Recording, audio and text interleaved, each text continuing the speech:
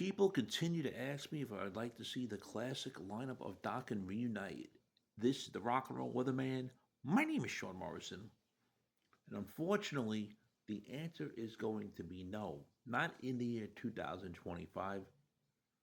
Many reasons here. One, Don can't sing.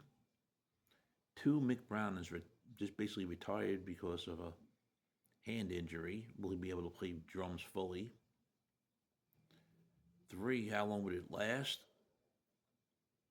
Four, does Mick and Don really get along in a band that well? And five, Jeff Pilson is very busy with as the musical director of Foreigner. Of course, he's in the band performing with them still, but he basically deals with the everyday dealings with the band Foreigner. Of course, technically Mick Jones is the only original member left in the band, but he doesn't perform with them anymore. But we now every so often see appearances with original vocalist Lou Graham, and of course one crosshair from Rat, I believe, played on the first Dokken album, Breaking the Chains. Yes, that is correct. And so technically, he would be considered original member to an extent of when they released albums, but I don't think he wants to come back to do any Dokken stuff anymore. Not at this age in life, if you know what I'm saying. We can always relive the great albums that they did record together, which do include the first Dokken album, Breaking the Chains, Tooth and Nail, On the Lock and Key, and Back for the Attack. Those are the four best known albums from the band Dokken that all fans definitely know, even though they did release some stuff together afterwards. But what could I tell you? And like I said, I don't think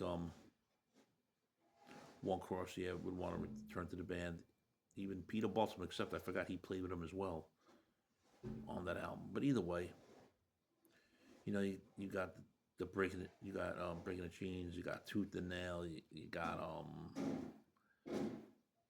the Lock and Key, and of course you got Back for the Attack, four classic Dokken albums you can listen to, as well as the release in the East. And if you want to go into the last two albums they did together, which were the one on Columbia, what the fuck was it called? It's been so long.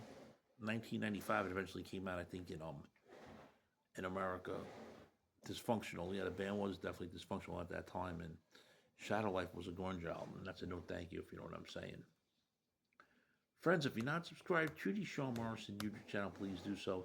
Everyone else has to subscribe. We thank you very much for the continued love, honor, and support. It is greatly appreciated. So, friends, do you want to see a reunion of the original Dokken performing live? I personally don't.